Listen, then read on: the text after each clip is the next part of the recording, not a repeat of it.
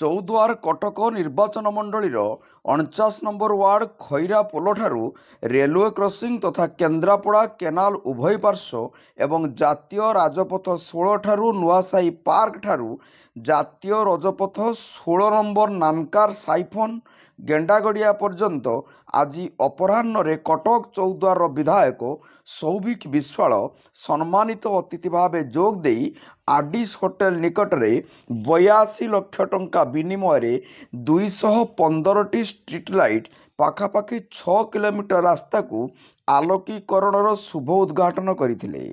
ଏହି କାର୍ଯ୍ୟକ୍ରମରେ ମୁଖ୍ୟ ଅତିଥି ଭାବେ ମାନ୍ୟବର କଟକ ସାଂସଦ Bhartruhari Mahtab, Cuttack mayor Subhash Chandra Singh, deputy mayor Damanti Majhi, standing କମିଟିର ଅଧ୍ୟକ୍ଷା ଶ୍ରୀମତୀ ଦୀପ୍ତିମୟୀ ମୂଳିଆ, ନବକିଶୋର ସ୍ୱାଇଁ ପ୍ରମୁଖ ଯୋଗ ଦେଇଥିଲେ।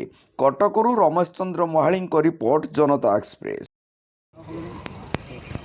कौन कहे आज जो नामकार पाखे जो लाइट उद्घाटन करागला 215टी लाइट एक गाड़ी में उद्घाटन कर तो केते टंका खर्च कराइला भूल भाव यार प्रयास थिला करियो। प्रथमे मु माननीय मुख्यमंत्री श्री नवीन पट्टनायक को कृतज्ञता जनाऊँगी, डॉक्टर प्रभात विश्वाल को कृतज्ञता जनाऊँगी।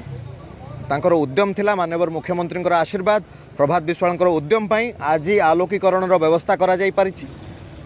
मु आपनकु सूचई देवाई चाहे पाखापाखि 82 लक्ष टंका व्यय पटामुंडई केनाल एवं केन्द्रापड़ा केनाल दुई पार्श्व पाखापाखि 215टी स्ट्रीट लाइट व्यवस्था करा जाइछि एवं 5.7